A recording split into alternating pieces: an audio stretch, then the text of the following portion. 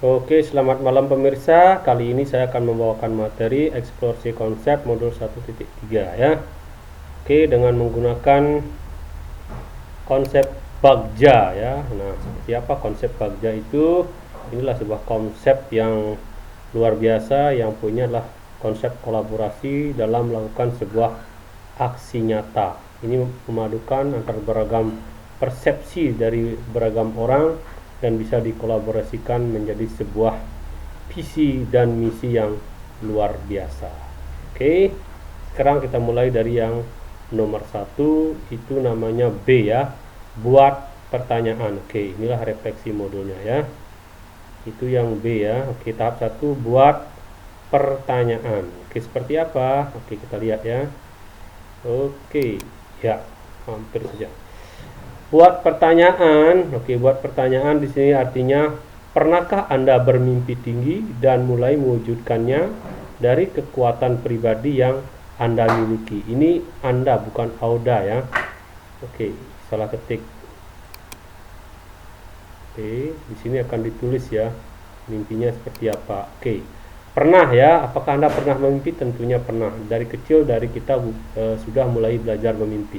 Bermimpi. Pernah ya, dari kecil emang saya bermimpi jadi guru atau dosen. Ini dari kecil memang saya bermimpi menjadi guru atau dosen. Nah, itulah mimpi yang saya miliki. Oke. Oke, terus di sini dijawab ya. Oke. Astungkara ya, sekarang my dream come true. Akhirnya mimpi itu datang dan menjadi seorang guru PNS ya. Dan harus menjadi guru yang kreatif, inovatif, produktif, dan mandiri sesuai kompetensi abad 21. Nah, inilah cita-cita guru yang dulu saya impikan dan sekarang bisa terwujud, dan harus bertanggung jawab dan mandiri sesuai dengan tuntutan kompetensi 4 kompetensi dasar seorang guru ya, di mana ada kompetensi pedagogik, profesional, sosial, dan pribadi. Keempat kompetensi itu harus disesuaikan dengan demands dari kompetensi abad 21 yang berbasis literasi digital. Oke, kita lanjut ya.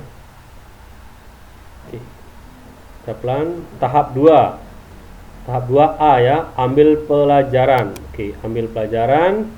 Oke. Dengan proses perjalannya waktu yang panjang dan penuh semangat juang, bahwa setiap usaha dan doa akan menghasilkan aksi nyata.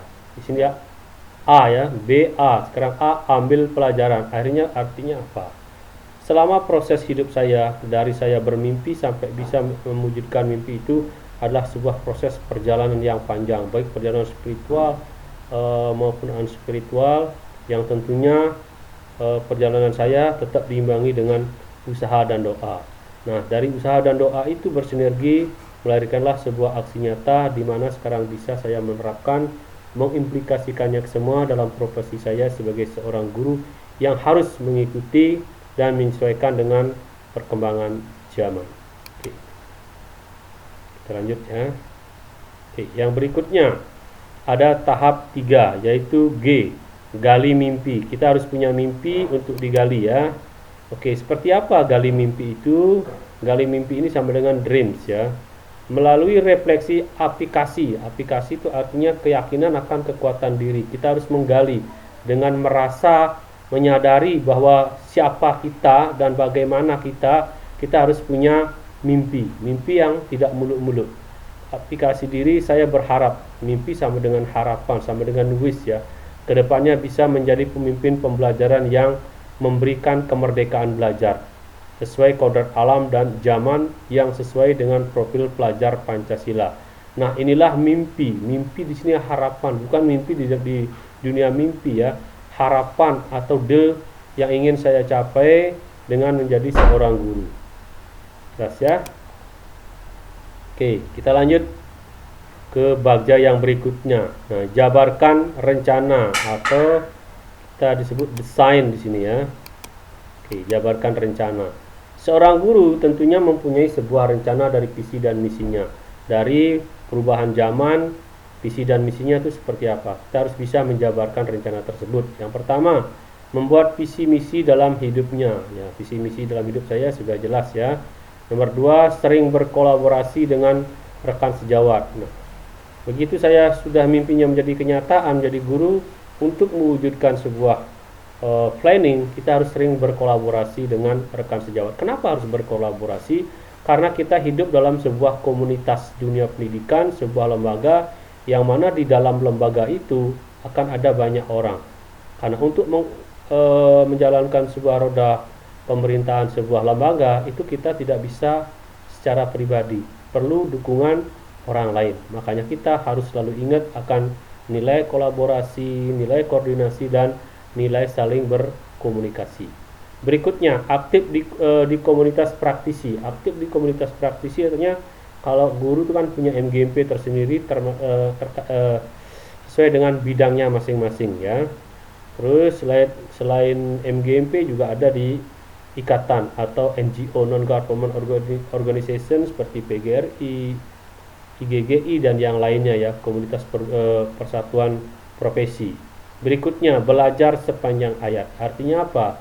Kalau belajar sepanjang hayat itu artinya long life education. Meskipun kita seorang guru yang tugasnya adalah mendidik, mengajar, memomong, itu artinya kita belumlah menjadi manusia yang sempurna. Karena yang sempurna itu hanyalah perubahan.